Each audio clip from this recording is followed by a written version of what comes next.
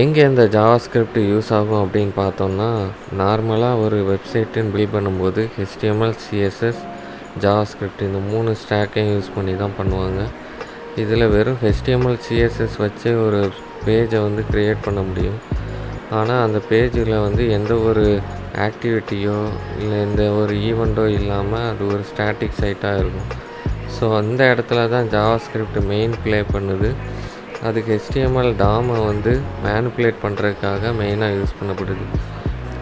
உதாரணத்துக்கு button click event எடுத்துக்கலாம். Button click ஆகும்போது நமக்கு யூஸருக்கு என்ன டேட்டா காட்டணும் அப்படிங்கிறத ஜாவாஸ்கிரிப்ட் பார்ட் வந்து ஒர்க் பண்ணுது.